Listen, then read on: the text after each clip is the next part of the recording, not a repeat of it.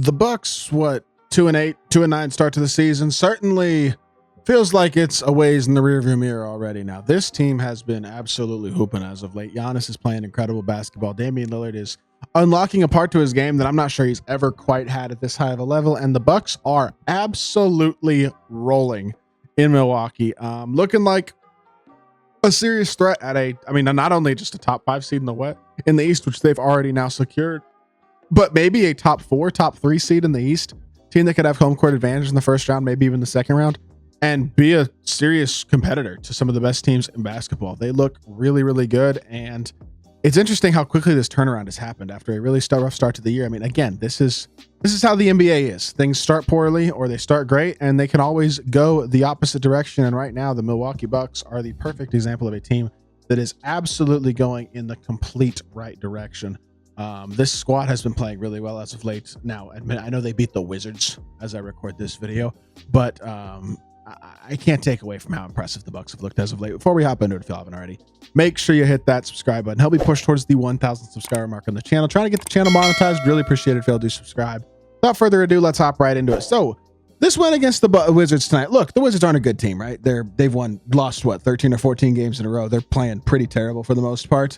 But to be fair, no, Malcolm Brogdon had an amazing game. Jordan Poole's been hooping. Like statistically, this wasn't a bad game for the Wizards, all things considered, besides the lack of three-point shooting besides Brogdon. I mean, that was obviously bad, but as a whole, Giannis is 15 of 24 from the field, 12 rebounds, 11 assists, a block, 42 points. Like, the dude just puts up unbelievable numbers on a night-to-night basis without the ability to shoot the ball. There is no player in basketball like Giannis at this point in the NBA. There's just not. Nobody else who is this incompetent as a shooter, and yet it doesn't matter. He is so unbelievably gifted athletically, so skilled around the basket, legitimately a great finisher. His mid-range game is on point. His post-up game is on point.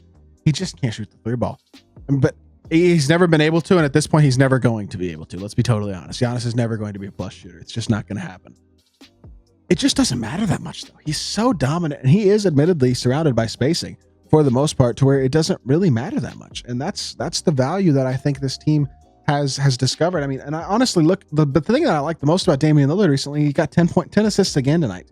25 points, 10 assists since returning from injury. Let's look at the game log for Damian Lillard. He has had, if you look at his last several games, 10 assists, 12 assists, 4 assists, not great. 13, 10, 10, 6, 6, or actually, technically those were before the injury, but since the injury, 10, 10, 13, 12, and 10 in 5 out of the 6 games he's played since the injury, not to mention a 37 point and 12 assist performance against Miami in that game that they were able to win, which was also a NBA Cup game, and Giannis wasn't playing.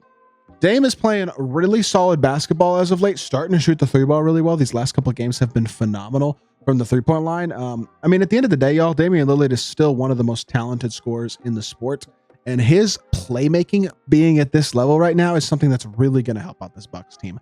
No doubt about it, and I think it's one of the big keys for their turnaround recently. And they've won 6 games in a row at this point, playing really well, 10-9, starting to make a serious dent in even the top 4 seeds in the East. And I mean, I like the addition of Taurean Prince. He's been super solid this year. He's played great. Brook Lopez, as of late, has been much better than he was the first few games of the season.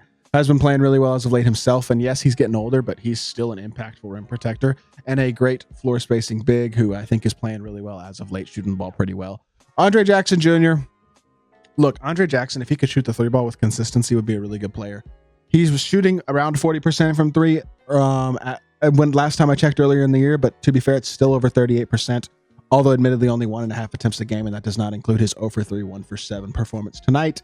The shooting is the issue with Andre Jackson. It's the thing that keeps him from getting on the floor at times, but he's a high intensity, high effort, high energy guy who plays defense, competes, and that defensive ability that he has is something that this Bucks team needs, because with the exception of Giannis and Brook, they don't really have any other plus defenders. I mean, Taurean Prince is an okay defender, but he's not a great one. Chris Middleton is not the defender he used to be, and he hasn't played this season at all, but keep in mind, Chris Middleton's coming back. Like, they're going to get him back relatively soon in the somewhat near future. I would think in the next month or so. If they can stay healthy, add Chris Middleton to this team, all of a sudden they start to look really good. Because, look, I'm not the biggest Bobby Portis fan in the world. Another guy who's not that great defensively, can be a little inefficient, a bit of a shot chucker at times, but he's a real floor spacing big who provides legit scoring ability and size and rebounding and stuff like that. Like, another very good contributor. And honestly, Gary Trent, since a very, very rough start to the season, has for the past month or so played really well. AJ Green has been quite the find for the Bucks as of late, which has been a big addition to them. A guy who is a decently sized wing, 6'6", 6'7", something along those lines, shoots the lights out of the ball and is really underrated defensively, like really, really underrated defensively. Now, I get why he's underrated defensively. It's because he's white. But he's shooting 48% from three this year. The dude is absolutely shooting the crap out of the ball. One of the more efficient players in basketball to this point in the year. And like I said, he's a legitimately underrated defender. I truly believe AJ Green has become a very valuable bench piece for this Bucks team. And I mean, he's completely replaced Pat Connaughton in the rotation at this point. Like, Pat Connaughton is out of the rotation. And I think that is a plus for the Bucks, in all honesty. And so with getting contributions from a couple offseason additions and guys like Taurean Prince and Gary Trent Jr., with the emergence of AJ Green as a legit, very high-level two-way role player, with Giannis just absolutely dominating, putting up 30, 40-point triple-doubles on almost a night-to-night basis, with Brook Lopez playing better as of late, Andre Jackson shooting the ball pretty well this year, Dame starting to really unlock that playmaking aspect of his game and fitting into the Bucks, I feel like, even better. All of a sudden, this team looks, and obviously Chris Middleton potentially slated to come back relatively soon in the near future as well. They go from a team where a month or two ago, my biggest concern was the depth, to where, oh, maybe the depth isn't that bad. Maybe this team's going to be all right. And with how well Giannis and Dame are playing, when you have your two superstars playing at the level that those two guys are playing, if you can surround them with even solid depth, you become a very, very scary team in the Eastern Conference. And that right now is where the Bucks are. And the great thing about the Bucks, honestly, when you look at the schedule, yes, they've won 6 games in a row. They're playing really well as of late. Won, 8 of their last 9. But additionally, they got Detroit, Atlanta. Boston's going to be tough. Cleveland's going to be tough. But Brooklyn, Washington, Chicago, Brooklyn again, Chicago again, Indiana, Brooklyn, Portland, Toronto. Like, the schedule basically through the first week of January is pretty much a cakewalk, with the exception of Boston and Cleveland. Like, that's what, 1, 2, 3, 4, 5, 6, 7, 8, 9, 10, 11, 12, 13 games. They could very easily go 10-3 of their next 13 games. Let's say they were to go 10-3 in their next 13 games. Let's check the standings real quickly. That would put them, if they were to, in theory, go 10-3, that would put them at 20-12. Where is 20-12 going to put them? It's going to put them somewhere in this 3-4 seed area. They're only 3 games back of the 3 seed, 1 game back of the 4 seed.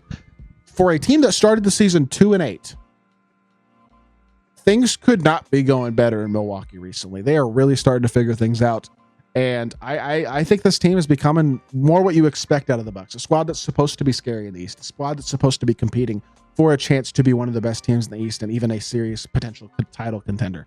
That's what you want to see out of Milwaukee. And it's honestly very encouraging to see this being the case, I think, as of late, if you're a Bucks fan, because it has been a total turnaround.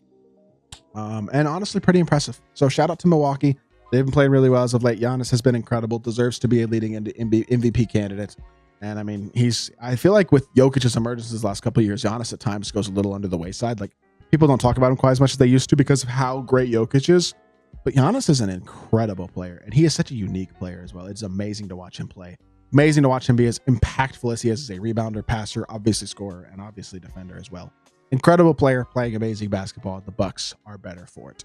Hope y'all did enjoy the video. If y'all did, make sure you hit that like button, leave a comment, and subscribe. I'll be back with more NBA content very, very soon. I appreciate y'all. Peace.